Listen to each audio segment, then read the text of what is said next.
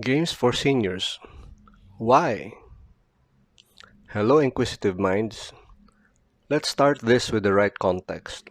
When I speak of games for seniors, I don't mean this, or this, or this, or this, or even this. I'll be talking about this kind of game for seniors. Also, many of the topics here are also applicable to younger people. And when we talk about games here, it's video games, or more specifically, PC games. I'll also try to speak in the simplest terms possible to avoid game speak. So why games for seniors? Because in our older years, even in our retirement, we need to keep on using our brains, preferably without the stress. Why? Because gray matter deteriorates without use, and there may be a connection between using our gray matter and delaying the onset of mentally debilitating senior disorders. And those with PTSD seem to cope better with the help of the distraction of games. While a few studies have been done, these are theories for now, but the other reason for why is because gaming is fun. Especially if we are not as active as before, games offer new worlds right at our desktops. Now this topic is limited to my own personal experience, and while I play games, I have a family, a day job, and other hobbies. Meaning, I play games, but I'm not exactly a gamer. Also, I'm not very updated with the most recent games, although I don't feel like I'm missing anything. Lastly, my experience is limited to PC gaming, so I'm not very familiar with these other platforms. That said, let's start. So why should we play games? First, allow me to show you a few videos.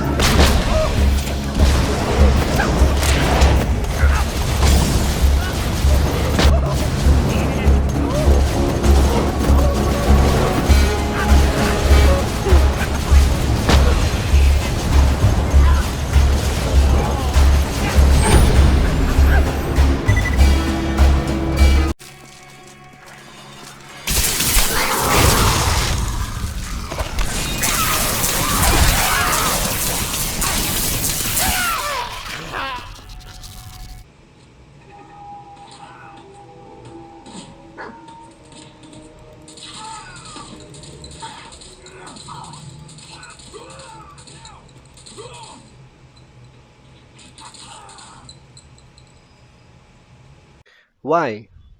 Worlds. Games open new and imaginary worlds for us, where we can explore, act, and react in a different world. We explore a world different from our own, without the long lines, passports, and quarantines of real travel. We meet and become new characters, and do things we can't do in real life. For an hour or an afternoon, we're a witch doctor, a gun-toting vigilante, a Pokemon trainer, or a little boy with raccoons, owls, and cats for friends. We look for cool magic swords, or trick out a sniper rifle and use it, or level up a monster, or build our own little house and garden. So for some time, we visit and live in another world, and it takes our minds away from the pressing concerns of everyday life. Why? Fun and interactivity. The biggest difference between games and TV is that games are interactive. In games, we need to participate in the story. We are the main character in the story, and how the story plays out depends on what we do. How Mordor or the Death Star is defeated depends on us. Why? Choices and discovery. There are many games, so we can choose the game that we like and choose what we like doing. Do we want to lead a squad of tanks into Kursk in World War II? Do we want to fly a passenger jet from LA to New York? Do we want to lead our favorite NBA team to the championships? Or do we want to take the Roman Empire to world domination all the way to the 21st century? In games, we can choose the kind of fun we want to have. Why? Problem solving. The more complex games need a fair degree of focus and problem solving. Some games engage more of our mental faculties than others, meaning if we are to play complex games properly, we can't be doing anything else. But there's always the pause button. In games, we need to manage little soldiers, or our huge cache of weapons, or our character, or a space battle cruiser, or a mega city, and we do these things to fulfill an objective, or to level up our character for more cool stuff. These games usually require processing information in several groups like logistics, inventory, supplies, skills, weapons, and armor. This kind of problem solving requires the use of logic, analysis, memory, strategy, and a bit more learning. A mental workout, if you will. Why? Minimal consequences. And of course, we will make mistakes in our games. But games are generally forgiving with mistakes. At worst, we can load the previous saved game. This is where games take the greatest departure from real life. In real life, bad decisions and mistakes result in real and sometimes dire consequences. In games, we're allowed to make stupid decisions for laughs and then load the save file. Sorry, but in life, there is no undo or load saved game, and games have these. Why? Accomplishment and direction. Sure, a level 100 paladin seems to be trivial in real life, but if we've spent most of our lives raising a family and working, I don't think we need to worry about accomplishment at this point in life. Games generally have a storyline or a set of objectives to accomplish, so there's something to look forward in every time we play a game. And while the accomplishments are totally digital, there is still a sense of satisfaction in planning out things and working out a strategy to overcome a hurdle or finish an objective. Why? Gateway to digital tools. Games also provide a gateway to this millennium's favorite tool, the computer. I'll use myself as an example here. I got into computers in 1989 and I used the PC in my work, but I credit games for my being this comfortable with computers. Today, 32 years later, I can assemble a PC from scratch and load up the software and use computer-aided design, SketchUp, and rendering programs in my work, aside from the usual office apps. I credit games for me getting this far into computers. I'm still learning today, but I think I'm a bit more digitally equipped than many in my generation, thanks to games. Why? The kids. Games are a topic we can share with the younger generation. There will always be a generation gap, but games are a common ground that old and young people can share. Why? The tribe. In playing games, we're doing something that many other people in the world are doing. But the clan in gaming is a pro and con thing. Imagine walking into a bar as a stranger and everyone else knows each other. It's likely that the natives will either be hostile or distant from us. But if we don't act like a jerk, it's also likely that sooner or later the natives will warm up to us and probably make us part of the tribe. Then we belong. That's also how it is with gaming communities. It's like any group of humans. There will be jerks, divas, and egos, but hopefully there will also be some nice people. Why not? Now, before we go buy a PC and some games, here are a few caveats. Why not? Addiction. Be forewarned, playing games can be addicting. At best, it can be habit forming, and at worst, it can be addicting, eating into our time for other things like work, family, and other activities. In 2018, the World Health Organization identified gaming disorder as a legit affliction. If we're likely to be thinking about games all the time, or sad that we're not playing the game, or can't stop, or neglecting the other parts of our lives, then maybe these games are not for us. As they say, too much of a good thing can't be good. Let's attend to our duties, do our work, get some exercise and sleep, and keep our mind focused on the real world because the game won't go away if we leave it for a while. It'll be ready for us once we start it up.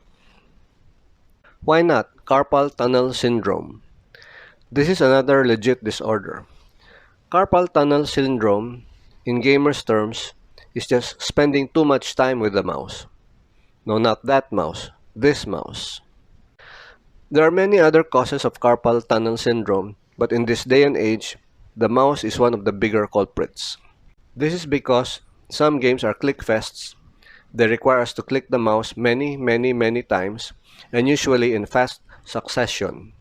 Well, that's another reason not to spend too much time with games. There are hand and wrist exercises to slow down carpal tunnel syndrome, but prevention is always better. Also, a controller like this may engage the hands and wrists more, perhaps preventing carpal tunnel syndrome, but this takes time and some skill to use, especially for aiming. If I had to start learning games all over again, I'll try the controller. Why not? Flashbacks. If we have PTSD and just came from recent combat duty, it may not be wise to get a game that reminds us too much of our recent trauma. Real war is a terrible experience, so a game that hits too close to the trauma may not be a good idea. That's like reliving a nightmare all over again. However, there are many other games that won't hit the nerve that hasn't quite healed yet. Why not? Emotion.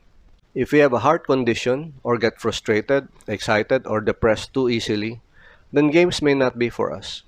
Games can be frustrating. If killing the main boss or leveling up from 10 to 11 is making us frustrated or angry, then maybe we need to take a step back and rethink our strategy or leave the game altogether.